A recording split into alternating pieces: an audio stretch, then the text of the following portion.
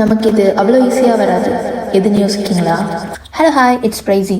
அதாங்க ஒரு வேர்டு சீல ஸ்டார்ட் ஆகும், ஈல முடியுமே. கான்ஃபிடென்ஸ்.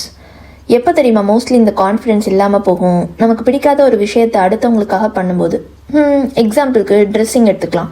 யாராவது சொல்லுவாங்க, நீ இன்னைக்கு இந்த இடத்துக்கு இந்த ட்ரெஸ் தான் போடணும். ஆனால் அந்த ட்ரெஸ் நமக்கு கம்ஃபர்டபுளாக இருக்காதுன்னு தெரியும், இருந்தாலும் அவங்க சொன்னதுக்காக போடுவோம்.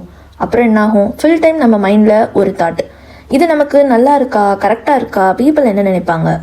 இவ்வளோ கொஸ்டின்ஸோட நம்மளால் ஒரு விஷயத்த பண்ண முடியுமா? இல்லைல்ல. அதனால நம்மளே நமக்கு கான்ஃபிடென்ஸ் இல்லைன்னு நினச்சிப்போம். கான்ஃபிடென்ஸ் இல்லாமல் போகிறதுக்கு பட் ரியல் ரீசன்ஸ் என்ன தெரியுமா?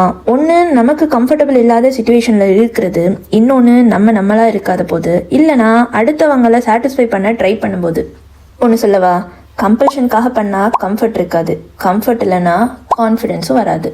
இது ட்ரெஸ்ஸிங் மட்டும் இல்லை, லைஃப்பில் கூட சம்டைம்ஸ் நமக்கு பிடிச்சதை பண்ணாமல் அவங்க சொன்னாங்க இவங்க சொன்னாங்கன்னு பண்ணால் ஒரு இன்ட்ரெஸ்ட்டும் இருக்காது, கான்ஃபிடென்ஸும் வராது. இதை அக்ரி பண்ணால் கமெண்ட் பண்ணுங்கள். ஸோ அது இதுன்னு யோசிக்காமல் உங்களுக்கு என்ன பிடிக்கும், எது கம்ஃபர்டபுளாக இருக்கும்னு பார்த்து பண்ணுங்கள். அப்போ கான்ஃபிடென்ஸ் தானாக வரும். ஓகே, டாடா பாய். மறந்துடாதீங்க, கம்ஃபர்ட் இருந்தால் தான் கான்ஃபிடென்ஸ் வரும், இல்லைனா